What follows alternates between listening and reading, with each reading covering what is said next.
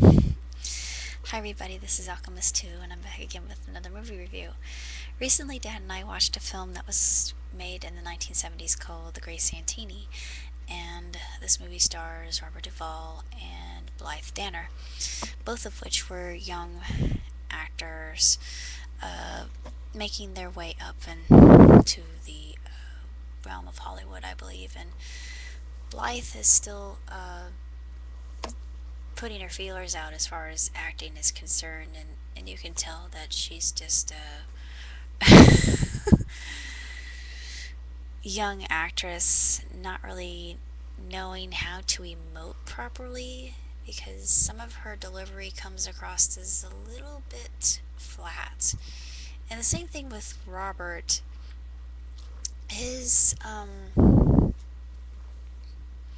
methodology of acting here is rather over the top, honestly.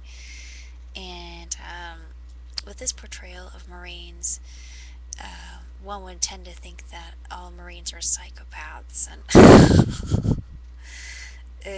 that's a stereotype that really I don't agree with that. I just think that's ridiculous. But the whole story itself is about a man named Bull Meechum, who's known as the Great Santini, and he is a Marine fighter pilot, and feared and respected by many, and he owns the skies, and he's just this figure that everybody aspires to be. But when it comes right down to it, he's got a tarnished reputation because he's an alcoholic, and he's just not a very kind person whatsoever. He's abusive, he's bombastic, he's he's basically a bully, especially to his family. And when he returns, we see this come full circle.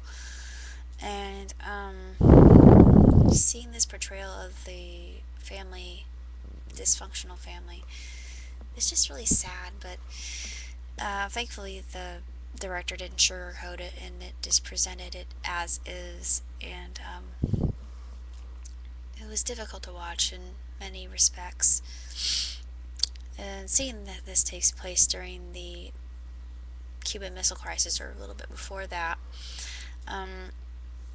you get some perspective on how common this probably was, and just the role of women in the family, and how her opinion as well as her child rearing wasn't really validated whatsoever. It's an interesting social commentary, I thought. There's another one that goes quite deep into this, seeing that they're in South Carolina, and Bull has been able to get enough money to purchase a new house for his wife and family, and it's really quite lovely. And she makes all of these references to Gone with the Wind, and you can see why. It's just one of those big southern estates that just makes you think of elegance and affluence, just having everything that you can possibly want. But despite the fact that it's just this gorgeous household on the outside, on the inside, it's chaos. And it's really terrible. It's nothing but hell.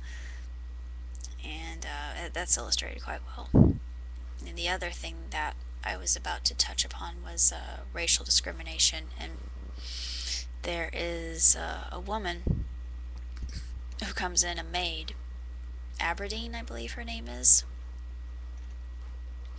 She has a son who has a speech impediment. He stutters. His name's Tumor. And Tumor is this kind, gentle philosopher, poet of sorts, who makes friends with the eldest boy of the Meechum clan, whose name is Ben. And You get to see the discrimination and prejudices that occurred in the time of the 60s. And as far as storyline goes, it's a good storyline, but it's not really all that well developed. There is quite a bit of tragedy that occurs within the film, and the actors and actresses are, I think, they're trying a bit too hard, honestly. As far as movies are concerned, it's not one of the worst I've seen, and it's not one of the best. It's mediocre, to be quite honest. But if you want to see a movie with a younger Robert Duvall and a very fetching Blythe Danner, I would highly recommend it, even though the acting at best is slightly cringeworthy. The way the Marines are portrayed just makes me shake my head and think, why? But it's not altogether indicative of how military personnel act, let alone present themselves in public or with their families, unless they have PTSD, which, I could account that for some of the craziness that occurs. But, I think that's actually more common in this day and age, and it's sad, but I would give this movie 2.5 out of 4 stars because it's an alright film, but it's not. I wouldn't recommend it if you're wanting to watch an uplifting film that will give you hope and give you some sort of perspective as to what the family life is truly supposed to be. This is an example of what can happen when a man's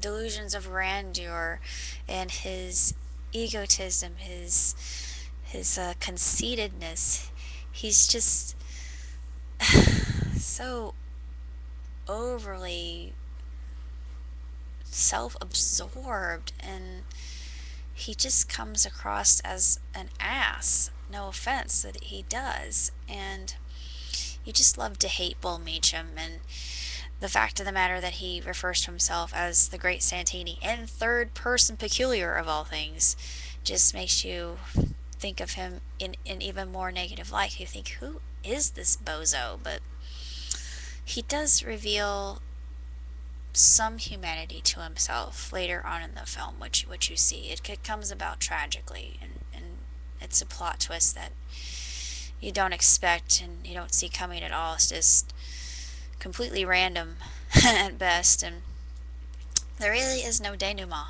which I thought was very odd. But my dad mentioned that. He said, where's we had the climax, where's the denouement? I said, I don't know. And there's supposed to be a significant slowing down, and then you come to the ending, and then it left it all up in the air. It just sort of stopped with Ben, the eldest, and you see that at the very end.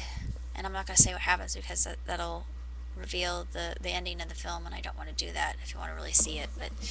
But the reason I had rented it was because of a scene that had been mentioned in Messy Spirituality, where it talks about Ben hanging around his father, and his father has gone outside of the house to do some drinking later on. It's actually a more pivotal scene.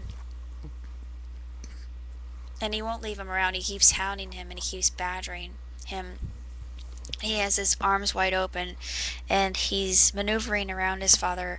He's saying, I love you, Dad. I love you. And there's nothing that you can do about it. I love you, Dad. I love you.